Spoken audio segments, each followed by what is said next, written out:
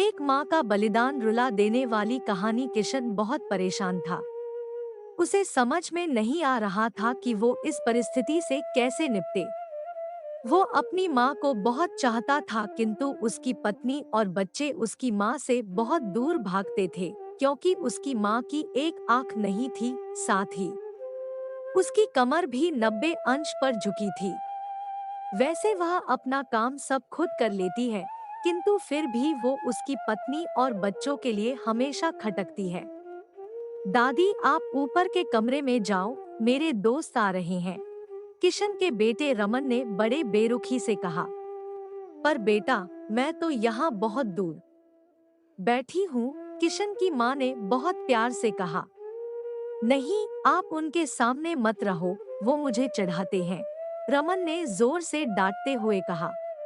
क्या हुआ रमन, क्यों चिल्ला रहे हो?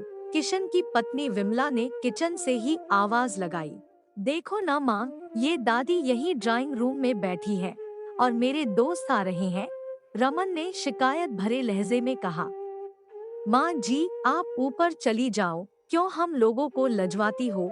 विमला ने बेटे का पक्ष लेते हुए कहा।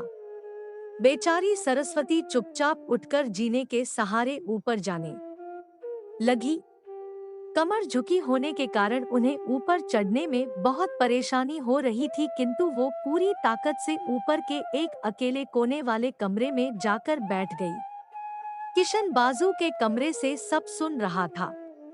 उसे कष्ट हो रहा था कि उसकी माँ को अपमानित होना पड़ रहा है, किंतु वो असहाय था।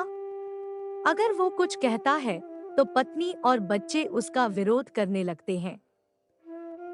दूसरे उनके तर्क भी सही लगते हैं।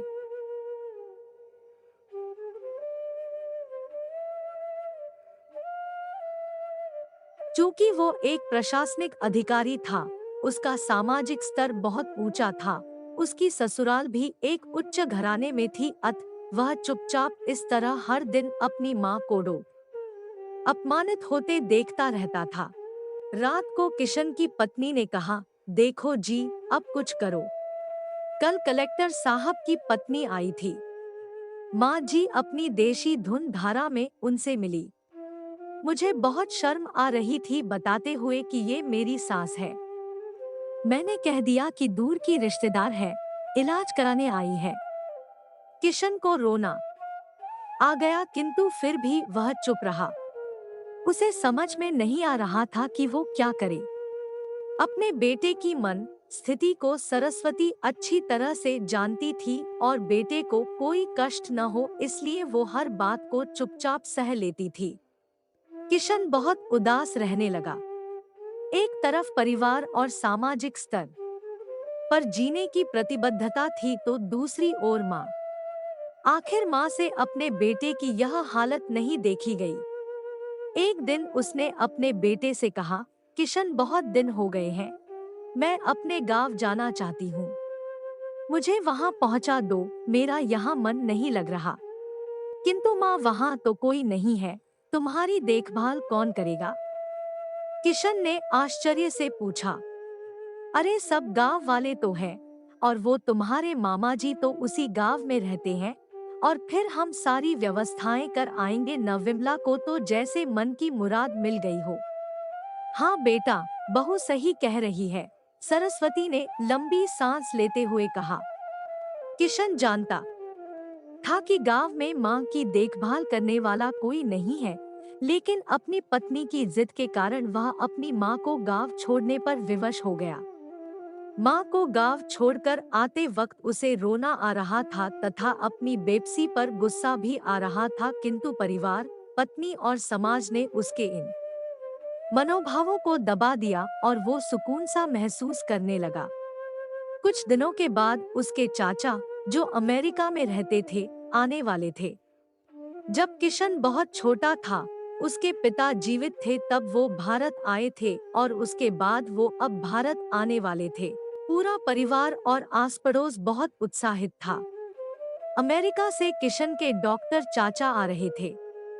डॉक्टर रमेश ने जैसे ही घर में कदम रखा, सबने मिलकर बहुत उत्साह से उनका स्वागत किया। क्यों किशन, भाभी नहीं दिख रही, कहाँ है? रमेश ने उत्सुकतापूर्वक पूछा।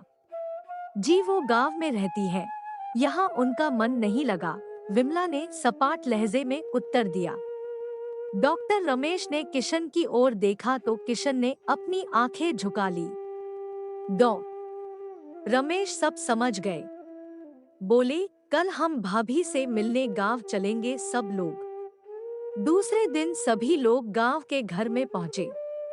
देखा कि सरस्वती को बहुत तेज बुखार है और वो पलंग पर असहाय पड़ी है। डॉ रमेश दौड़कर सरस्वती के पास गए। उनके पैर छूकर रोने लगे। सरस्वती की ये हालत उनकी कल्पना से परे थी। वाह बेटा किशन, तूने तो नाम उजागर कर दिया। अपनी माँ की ये हालत देखकर तुझे तो शर्म भी नहीं आ रही होगी। डॉक्टर रमेश ने किशन को लगभग डांटते हुए कहा। नहीं देवर जी, किशन का कोई दोष नहीं है, मैं खुद गांव आई थी। सरस्वती ने अपने बेटे का बचाव किया। मुझे सब पता चल गया भाभी, आप चुप रहो। क्यों बहू, तुम्हें अपनी सास की कुरूपता पसंद नहीं है? समाज में तुम्हें नीचा देखना पड़ता है ना? डॉ रमेश ने विमला की ओर व्यंग्य से देखा। विमला निरुत्तर होकर किशन को देखने लगी। आज तुम जिस सामाजिक स्तर पर हो, वो इन्हीं के संघर्षों की देन है। और बेटा किशन, तुम्हें शायद मालूम न हो कि बचपन में जब तुम 1 साल के थे तब छत से नीचे गिरने के कारण तुम्हारी एक आंख फूट गई थी और तुम्हारी रीढ़ की हड्डी में भी समस्या थी।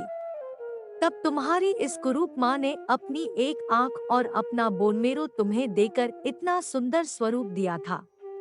विमला बेटा, इतने सालों तक संघर्ष करके बेटे को प्रशासनिक अधिकारी बनाने वाली इस संघर्षशील औरत कि तुम लोगों ने यह दशा कर दी, तुम्हें ईश्वर कभी माफ नहीं करेगा। डॉक्टर रमेश की आंखों से अश्रु जलधारा बह रही थी। अब भाभी, आप मेरे साथ अमेरिका जाएंगी, यहाँ इन स्वार्थी लोगों के बीच नहीं रहेंगी। डॉक्टर रमेश ने सरस्वती से कहा। किशन को तो काटो तो खून नहीं था। डॉ रमेश जो उसके चाचा थे, उन्होंने जो राज बताया उसके बाद तो किशन को यही लग रहा था कि उससे ज्यादा पापी इंसान इस दुनिया में कोई और है ही नहीं। वह दौड़ता गया और माँ सरस्वती के कदमों से लिपट गया। माँ, मेरा अपराध अक्षम्य है, मैं जानबूझकर चुप्पी साधे रहा, आपका अपमान करवाता रहा। अब सिर्फ आप ही उस घर में मेरे साथ रहेंगी और कोई नहीं। किशन ने आग्नेय दृष्टि से अपनी पत्नी और बच्चों को देखा। विमला को भी बहुत पश्चाताप हो रहा था, किंतु उसकी हिम्मत नहीं हो रही थी कि वो सरस्वती से आंख मिलाए। सरस्वती ने विमला की मन स्थिति को समझकर उसको पुचकारते हुए अपने पास बुलाया और किशन को डांटते हुए कहा, खबरदार, जो मेरी बहू को मुझसे अलग करने की कोशिश की तो तुझे ही घर से बाहर निकाल दूंगी। विमला और बच्चों ने सरस्वती के पैर पड़ते हुए अपने व्यवहार पर माफी मांगी और माँ के हृदय ने सबको माफ कर दिया। दोस्तों, अगर वीडियो पसंद आई हो तो लाइक करें, शेयर करें, चैनल को सब्सक्राइब जरूर करें। धन्यवाद।